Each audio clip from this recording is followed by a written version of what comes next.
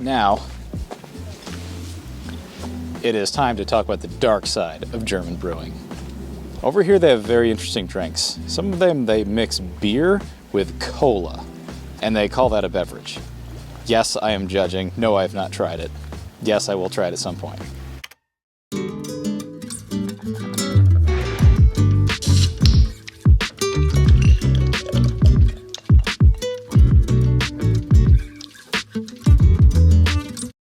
I didn't do that right.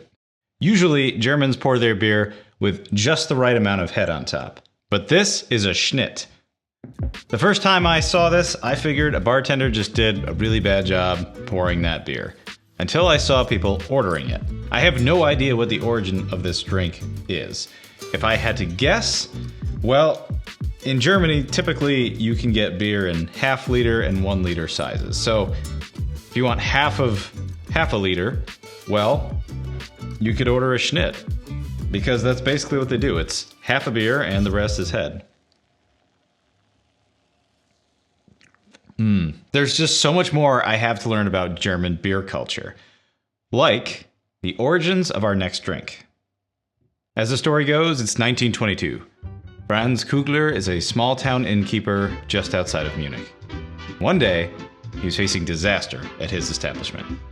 You see, this was during the Roaring Twenties, when there was a big cycling craze going on. And one day, Franz had an idea, how could he cash in on this? So, he built a cycling path that connected Munich through the forest to his little inn. It was a warm, sunny day in June, as a horde of thirsty cyclists began to show up at the establishment.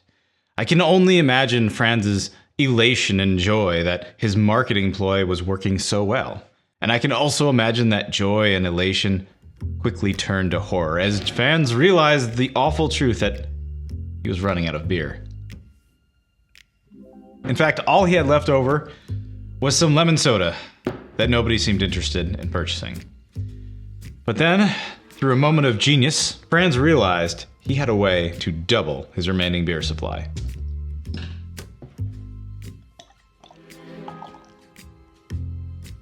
This citrus beer cocktail was a huge success, and soon, word of it spread far and wide. It became known as the radler, or the Bavarian word for cyclist. If you order one at a restaurant, this is what they will bring you. It is Helles lager, so a light lager, with a lemon soda. But if you're feeling more adventurous,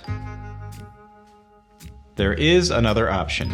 This is a Roos, and it's made with Weiss beer instead of the lager. I've never actually had one before.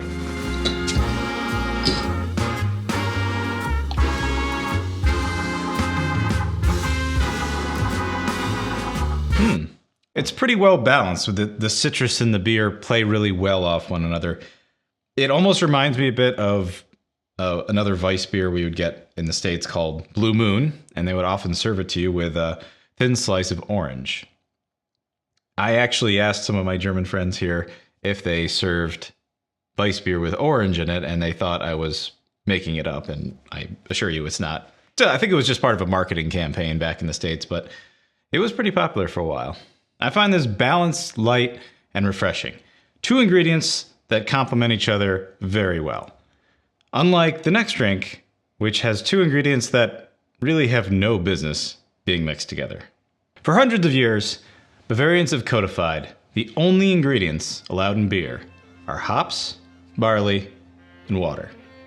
They didn't know about yeast, but that was later added, as was wheat.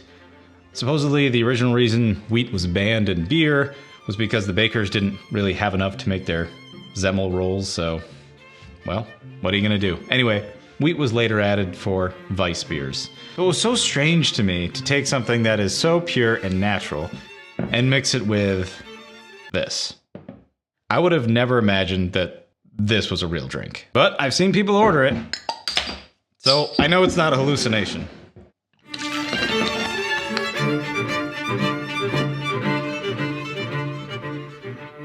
This reminds me a little bit when I was living in Italy, and I first found out that you could order a pizza with French fries as a topping. And it wasn't just for kids. I saw adults order this as well, which also sort of blew my mind because I always thought of Italy as this cultural mecca where people come to have the finest foods, the most natural ingredients. And then they have this interesting concoction, fusion food, if you will. It never really made sense to me. And this makes me wonder how this drink even came to be. Put that right over there. I like how creative Bavarians are when it comes to their beer. And it makes me excited to explore other beer cocktails from different regions around Germany. Subscribe if you'd like to see whenever I do that. And if you've made it all the way to the end of the video, I'd like to thank you very much for watching, and I'll see you guys soon.